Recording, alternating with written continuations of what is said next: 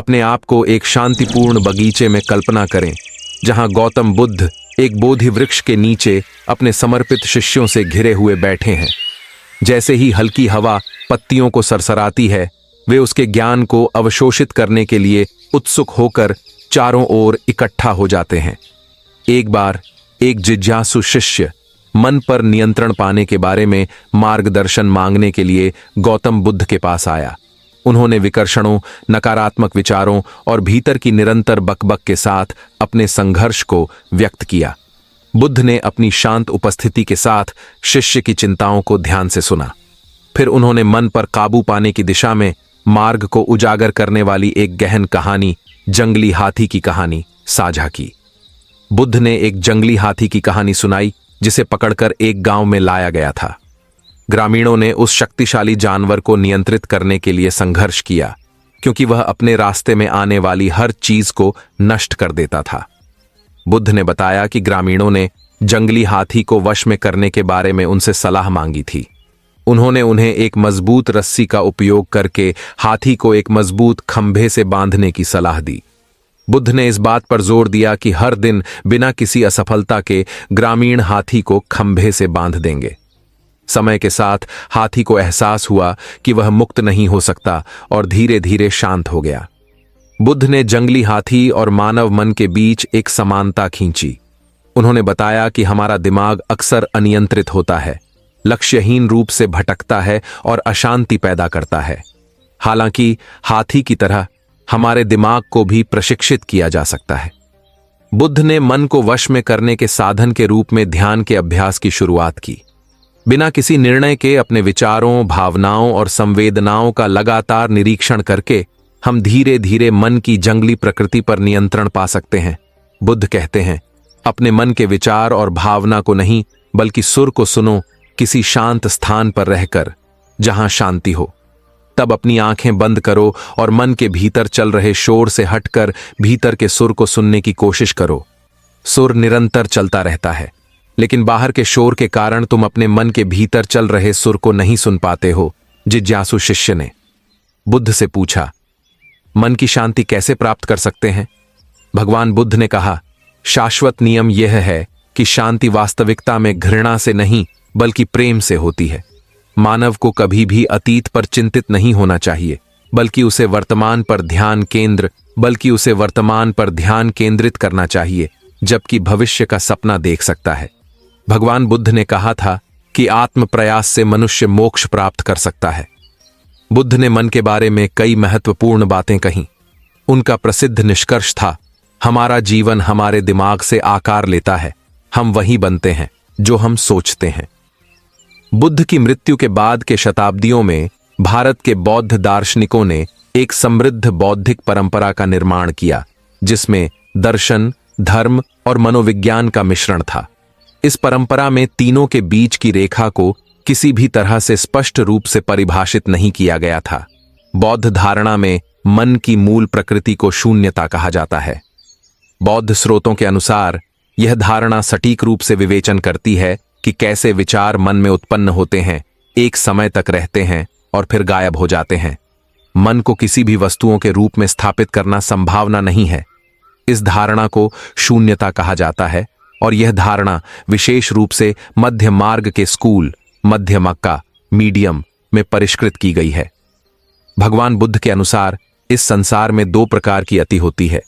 पहली अति भोग विलास में, काम सुख में मनुष्य डूब जाता है और भूले हुए लोग इसी अति में पड़ते हैं। दूसरी अति होती है शरीर को अधिक पीड़ा देकर तपस्या करना।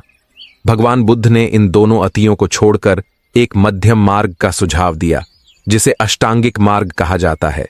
इस मार्ग पर चलने से मनुष्य को शांति और ज्ञान की प्राप्ति होती है। भगवान बुद्ध के विचार आज भी लोगों को जीवन में सफलता और शांति की प्राप्ति के मार्ग पर मार्गदर्शन करते हैं। उन्होंने कहा कि मनुष्य को जंगली जानवर से नहीं, बल्कि दुष्ट और कपटी मित्र से डरना चाहिए, क्योंकि जंगली जानवर केवल शरीर को हानि पहुंचा सकते हैं, परंतु बुरा मित्र दिमाग को भी क्षति पहुंचा सकता है। स्वास्थ्य को महत्वपूर्ण धन मानने के साथ ही उन्होंने संतोष को सबसे बड़ा धन बताया। उनका निर्देश था कि घृणा करने से नहीं, बल्कि प्रेम से ही शांति होती है और मनुष्य को कभी भी अतीत के बारे में नहीं सोचना चाहिए। उन्होंने कहा कि मनुष्य को खुद कोशिश करने की प्रेरणा करनी चाहिए और इससे मोक्ष की प्राप्ति हो सकती है। उनकी बातें आज भी हमें सही दिशा में मार्गदर्शन करती हैं और उनके उपदेशों का अनुसरण करने से जीवन में सफलता और शांति की प्राप्ति हो सकती है। जिज्ञासु शिष्य ने बुद्ध से पूछा, दुख का सही कारण क्या है? महात्मा बुद्ध ने अपनी दूसरी सीख में दुख के कारण का जिक्र किया है। बुद्ध का कहना है कि हर दुख की वजह तृष्णा यानी तेज इच्छा है। इसलिए किसी भी चीज के लिए तृष्णा नहीं रखनी चाहिए। यानी कहा जा सकता है कि किसी चीज या इंसान से उम्मीद नहीं रखनी चाहिए। तृष्णा से मुक्ति प्राप्त करने के लिए बुद्ध ने अपनी शिक्षा में अहिंसा, सत्य, अस्तेय, ब्रह्मचर्य और अपरिग्रह जैसे अनुष्ठानों की महत्वपूर्णता को बताया। जिज्ञासु शिष्य ने महात्मा बुद्ध से पूछा, अगर मन बहुत दुखी है तो कुछ उपाय हो सकते हैं? भगवान बुद्ध ने कहा, अपने भावनाओं को व्यक्त करें, वक्त निकालें और अपनी भावनाओं को लिखें, चित्र बनाएं या दूसरों के साथ बातचीत करें। अपनी मन की स्थिति को साझा करने से आपको राहत मिल सकती है और आपका दुख कम हो सकता है। व्यायाम करें। शारीरिक गतिविधि और व्यायाम आपके मन को स्थिरता देने में मदद कर सकते हैं। योग, ध्यान या किसी भी आरंभिक व्यायाम का अभ्यास करना भी उपयुक्त हो सकता है। सकारात्मक गतिविधियों में शामिल हों, दोस्तों के साथ समय बिताएं, किसी पसंदीदा हॉबी का आनंद लें या कुछ सकारात्मक करें जो आपको खुशी में लाए। आध्यात्मिक अभ्यास करें। ध्यान, प्राणायाम या मनन के आध्यात्मिक अभ्यास से आप अपने मन को शांति में ला सकते हैं। भगवान बुद्ध ने ईश्वर के अस्तित्व को न तो स्वीकार किया और न ही अस्वीकार किया। उन्होंने कहा कि ईश्वर के अस्तित्व का सवाल एक द्वंद्वात्मक सवाल है और इसका कोई निश्चित जवाब नहीं है। उन्होंने कहा कि जो लोग ईश्वर में विश्वास करते हैं वे उनके लिए ईश्वर है और जो लोग ईश्वर में विश्वास नहीं करते हैं वे उनके लिए ईश्वर नहीं हैं। एक बार महात्मा बुद्ध अपने अनुयायियों के साथ एक शहर से दूसरे शहर की यात्रा कर रहे थे। उनकी यात्रा के दौरान एक दिन वे एक नदी के पास से गुजर रहे थे। वहां पहुंचकर वे उस नदी के किनारे रुके और अपने एक शिष्य से बोले, मैं बहुत प्यासा हूं, कृपया मुझे उस नदी से लाकर थोड़ा पानी पीने के लिए दे। उस शिष्य ने नदी की ओर चल पड़ा। जब उसने पहुंचा तो उसने देखा कि कुछ लोग उस नदी के पानी में अपने कपड़े साफ कर रहे थे। उसी समय एक सांड वहीं किनारे से नदी को पार करने की कोशिश कर रहा था, जिससे नदी का पानी गंदा हो गया था। वह शिष्य सोचने लगा, मैं यह गंदा पानी कैसे महात्मा बुद्ध को पीने के लिए दे सकता हूं। यह सोचकर वह वापस आया और बुद्ध से बोला, नदी का पानी बहुत गंदा हो चुका है, मुझे लगता है कि यह पीने के लिए ठीक नहीं है। महात्मा बुद्ध ने कहा, चलो इस पेड़ के नीचे थोड़ा आराम कर लेते हैं। आधे घंटे के बाद महात्मा बुद्ध ने अपने उसी अनुयायी से नदी से पीने का पानी लाने के लिए बोला। वह आज्ञाकारी शिष्य महात्मा बुद्ध की बात सुनकर फिर से नदी की ओर चला। इस बार जब उसने नदी को देखा तो उसने पाया कि नदी बिल्कुल साफ है और उस पानी में दिखने वाली गंदगी भी साफ हो गई है। उस नदी का गंदा पानी सारा तले में बैठ गया था और उसके ऊपर का पानी पूरा साफ था। उस शिष्य ने एक बर्तन में पानी निकाला और महात्मा बुद्ध के लिए पानी लेकर आ गया। महात्मा बुद्ध ने उस पानी को देखा और अपने शिष्य से बोले, देखो, सारी गंदगी साफ हो गई है और तुम्हारे पास पूरा साफ पानी है। तुम्हें साफ पानी पाने के लिए कोई भी प्रयास नहीं करना पड़ा। महात्मा बुद्ध बोले, हमारा मन भी इस पानी की तरह है। जब यह परेशान होता है तब इसे थोड़ा आराम दे। ये थोड़ा आराम देने पर शांत हो जाएगा। इसे शांत करने के लिए तुम्हें किसी अतिरिक्त प्रयास करने की जरूरत नहीं है। अपने मन को शांत रखकर आप अपने जीवन में सही फैसला ले सकते हो। जिज्ञासु शिष्य बोला, महात्मा बुद्ध, मुझे मन को शांत करने और ध्यान लगाने की विधि को समझाएं। बुद्ध बोले, यह बहुत अच्छी बात है। मन को शांत करना, ध्यान का अभ्यास वास्तव में बुद्ध द्वारा दिमागीपन विकसित करने और मन पर नियंत्रण हासिल करने के लिए शुरू किया गया एक शक्तिशाली उपकरण है। बिना किसी निर्णय के अपने विचारों, भावनाओं और संवेदनाओं के निरंतर अवलोकन के माध्यम से हम अपने आंतरिक कामकाज की गहरी समझ विकसित कर सकते हैं। ध्यान हमें जागरूकता का एक स्थान बनाने की अनुमति देता है, जहां हम विचारों और भावनाओं में फंसे बिना उनके उद्भव और पारित होने का निरीक्षण कर सकते हैं। यह अभ्यास हमें वैराग्य और गैर प्रतिक्रियाशीलता की भावना विकसित करने में मदद करता है, जिससे हम जीवन की चुनौतियों का अधिक स्पष्टता और समानता के साथ जवाब दे पाते हैं।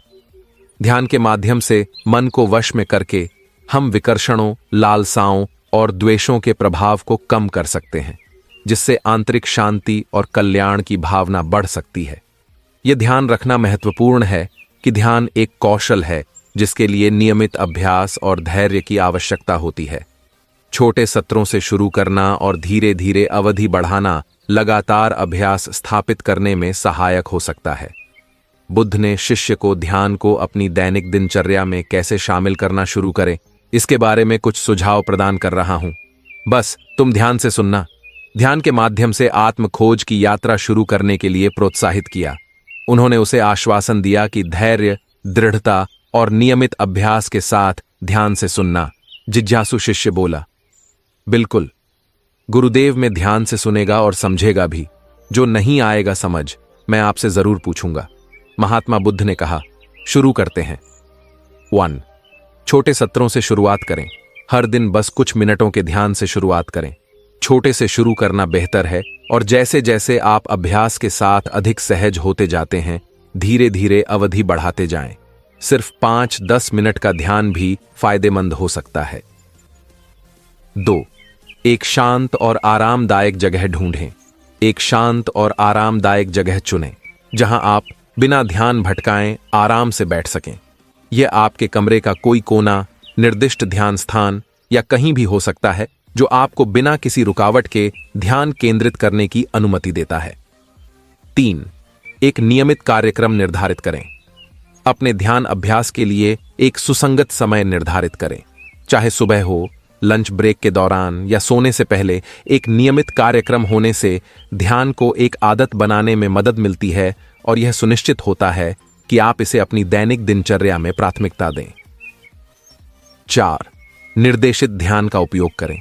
निर्देशित ध्यान सहायक हो सकता है, खासकर शुरुआती लोगों के लिए। वे आपका ध्यान केंद्रित करने में निर्देश और सहायता प्रदान करते हैं। मेरे द्वारा पहले बताए गए निर्देशित ध्यान संसाधनों का उपयोग करें या अन्य ऐप्स, वेबसाइटों या यूट्यूब चैनलों का पता लगाएं जो निर्देशित ध्यान प्रदान करते हैं। 5. विभिन्न तकनीकों के साथ प्रयोग। अन्वेषण करने के लिए विभिन्न ध्यान तकनीकें हैं, जैसे माइंडफुलनेस, प्रेम कृपा या सांस जागरूकता। यह देखने के लिए विभिन्न तकनीकों का प्रयास करें कि आपके साथ क्या प्रतिध्वनित होता है और आपको शांति और उपस्थिति की भावना आती है। Mindfulness meditation. इस तकनीक में आपका ध्यान वर्तमान क्षण पर लाना, बिना किसी निर्णय के अपने विचारों, भावनाओं और संवेदनाओं का अवलोकन करना शामिल है। यह वर्तमान अनुभव के प्रति जागरूकता और स्वीकृति पैदा करता है। प्रेम कृपा ध्यान, मेटा ध्यान के रूप में भी जाना जाता है। इस अभ्यास में स्वयं और दूसरों के प्रति प्रेम, करुणा और सद्भावना की भावना पैदा करना शामिल है। इसमें आम तौर पर दयालुता और जुड़ाव की भावना पैदा करने के लिए विशिष्ट वाक्यांशों या विजुअलाइजेशन को दोहराना शामिल होता है। बुद्ध बोले, बालक सांस जागरूकता ध्यान। यह तकनीक सांस को स्वाभाविक रूप से अंदर और बाहर प्रवाहित होते हुए देखने पर केंद्रित है। यह एकाग्रता विकसित करने में मदद करता है और वर्तमान क्षण पर ध्यान लाता है। आप नासिका, छाती या पेट पर सांस की अनुभूति पर ध्यान केंद्रित कर सकते हैं। 6. धैर्यवान और गैर निर्णयात्मक रहें। याद रखें कि ध्यान एक अभ्यास है और इसे विकसित होने में समय लगता है। स्वयं के प्रति धैर्य रखें और अपने अनुभव का मूल्यांकन करने से बचें। ध्यान के दौरान जो भी विचार या संवेदनाएं आएं, उनमें फंसे बिना उन्हें स्वीकार करें। 7. निरंतरता बनाए रखें। ध्यान के लाभ प्राप्त करने के लिए निरंतरता महत्वपूर्ण है। प्रतिदिन अभ्यास करने का लक्ष्य रखें, भले ही यह छोटी अवधि के लिए ही क्यों न हो। समय के साथ आप नियमित ध्यान के संचयी प्रभावों को देखेंगे। Body scan meditation. इस अभ्यास में सिर के ऊपर से लेकर पैर की उंगलियों तक शरीर के विभिन्न हिस्सों को व्यवस्थित रूप से स्कैन करना और जागरूकता लाना शामिल है। यह शरीर की जागरूकता, विश्राम और जमीन पर टिके रहने की भावना विकसित करने में मदद करता है। Transcendental meditation, TM. टीएम एक ऐसी तकनीक है जहां आप मन को शांत करने और गहरी छूट और आंतरिक शांति की स्थिति प्राप्त करने के लिए चुपचाप एक मंत्र, एक विशिष्ट शब्द या वाक्यांश दोहराते हैं। यह आमतौर पर एक प्रमाणित टीएम शिक्षक के माध्यम से सीखा जाता है। Walking meditation.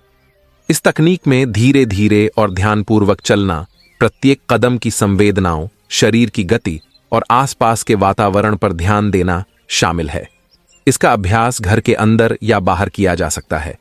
याद रखें, ध्यान एक व्यक्तिगत यात्रा है, इसलिए बेझिझक इन युक्तियों को अपनी प्राथमिकताओं और आवश्यकताओं के अनुरूप अपनाएं। इस प्रक्रिया का आनंद लें और अपनी सेहत पर इसके सकारात्मक प्रभाव को अपनाएं। यदि आपके कोई और प्रश्न हैं या आगे मार्गदर्शन की आवश्यकता है तो कमेंट्स में पूछें। ये केवल कुछ उदाहरण हैं और कई अन्य ध्यान तकनीकें उपलब्ध हैं। यह जानने के लिए विभिन्न तकनीकों की खोज करना उचित है कि आपके साथ क्या प्रतिध्वनित होता है और आपके ध्यान अभ्यास का समर्थन करता है। याद रखें, कुंजी एक ऐसी तकनीक ढूंढना है जो आरामदायक लगे और आपको उपस्थिति, शांति और आत्म जागरूकता की भावना पैदा करने की अनुमति दे। आज के वीडियो में हम मास्टरिंग द माइंड या मन को वश में कैसे करें के आकर्षक विषय का पता लगाएंगे। हमारा दिमाग एक शक्तिशाली उपकरण है और इसकी क्षमता का उपयोग करना सीखने से अधिक पूर्ण और संतुलित जीवन प्राप्त हो सकता है। तो आइए सीधे गोता लगाएं। महात्मा बुद्ध ने कहा, शुरू करने से पहले यह समझना महत्वपूर्ण है कि मन पर काबू पाना एक आजीवन यात्रा है। इसके लिए निरंतर अभ्यास और धैर्य की आवश्यकता होती है। तो आइए कुछ व्यावहारिक तकनीकों का पता लगाएं जो इस पथ पर हमारी सहायता कर सकती हैं। 1. माइंडफुलनेस। माइंडफुलनेस बिना किसी निर्णय के पल में पूरी तरह से मौजूद रहने का अभ्यास है। बिना किसी बहकावे में आए अपने विचारों, भावनाओं और संवेदनाओं का अवलोकन करके हम अपने दिमाग के पैटर्न की गहरी समझ विकसित कर सकते हैं। अपनी सांसों या अपने शरीर की संवेदनाओं पर ध्यान केंद्रित करते हुए हर दिन चुपचाप बैठने के लिए कुछ मिनट अलग रखकर शुरुआत करें। Mindfulness meditation. इस तकनीक में आपका ध्यान वर्तमान क्षण पर लाना, बिना किसी निर्णय के अपने विचारों, भावनाओं और संवेदनाओं का अवलोकन करना शामिल है। यह वर्तमान अनुभव के प्रति जागरूकता और स्वीकृति पैदा करता है। प्रेम कृपा ध्यान, मेटा ध्यान के रूप में भी जाना जाता है। इस अभ्यास में स्वयं और दूसरों के प्रति प्रेम, करुणा और सद्भावना की भावना पैदा करना शामिल है। इसमें आम तौर पर दयालुता और जुड़ाव की भावना पैदा करने के लिए विशिष्ट वाक्यांशों या विजुअलाइजेशन को दोहराना शामिल होता है। बुद्ध बोले। 2. ध्यान। मन को प्रशिक्षित करने के लिए ध्यान एक शक्तिशाली उपकरण है। एक आरामदायक स्थिति ढूंढें, अपनी आंखें बंद करें और अपना ध्यान किसी चुने हुए केंद्र बिंदु जैसे कि अपनी सांस, एक मंत्र या एक दृश्य वस्तु पर लाएं। जैसे ही विचार उठें, धीरे से अपना ध्यान एकाग्रता के चुने हुए बिंदु पर वापस लाएं। नियमित ध्यान अभ्यास से फोकस बढ़ाया जा सकता है, तनाव कम किया जा सकता है और आंतरिक शांति पैदा की जा सकती है। 3. सकारात्मक पुष्टि। हमारे विचार हमारी वास्तविकता को आकार देते हैं।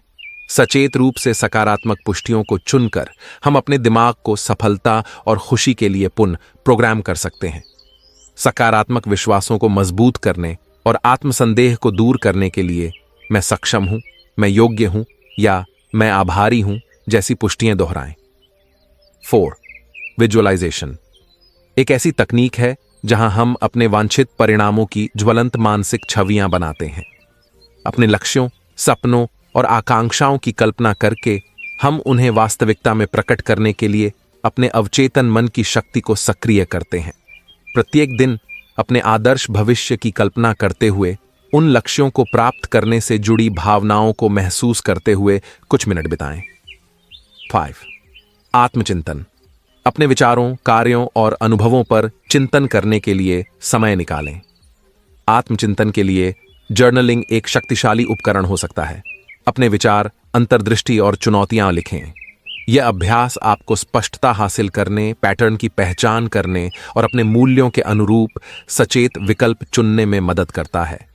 याद रखें, मन पर काबू पाने का मतलब विचारों को नियंत्रित करना या दबाना नहीं है। यह हमारे साथ एक स्वस्थ संबंध विकसित करने के बारे में है।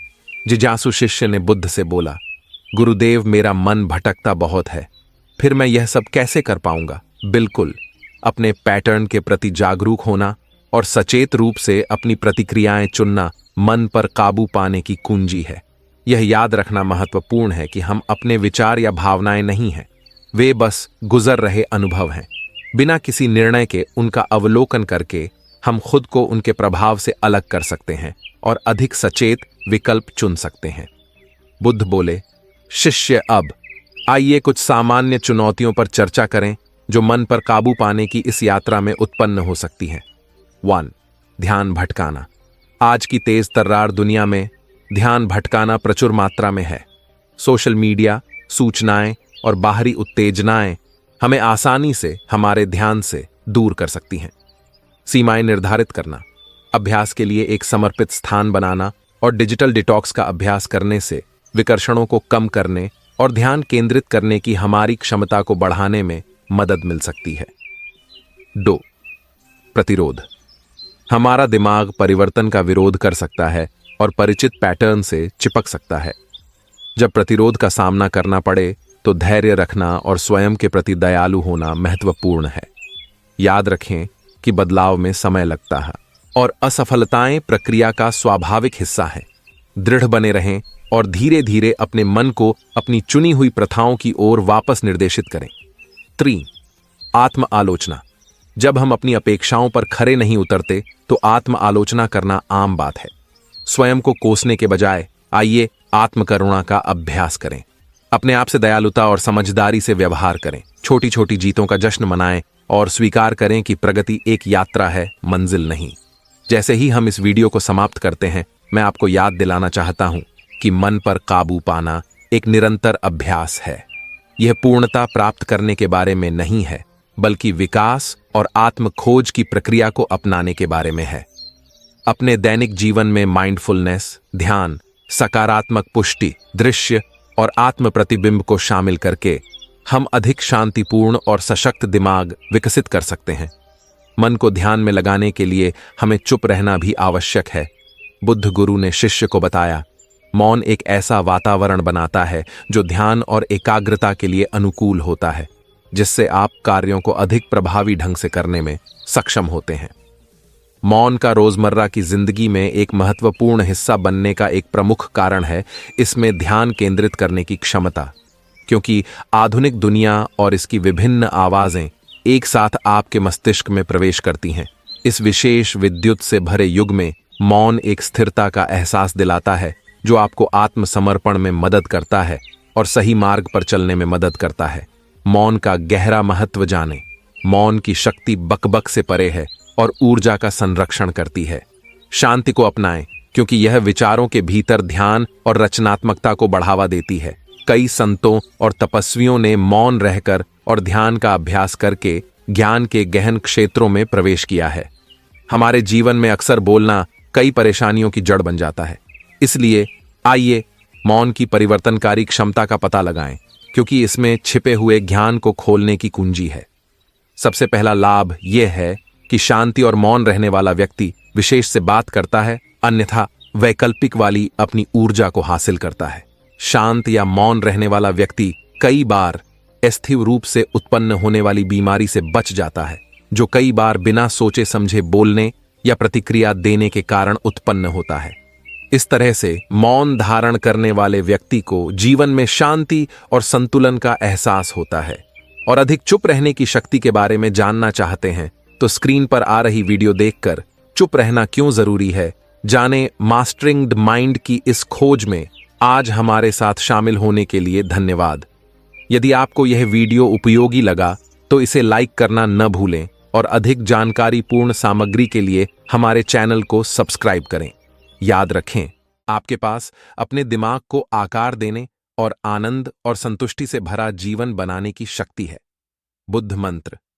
एयुएम ब्राम ब्रींग ब्रौं सब बुधाय नमः।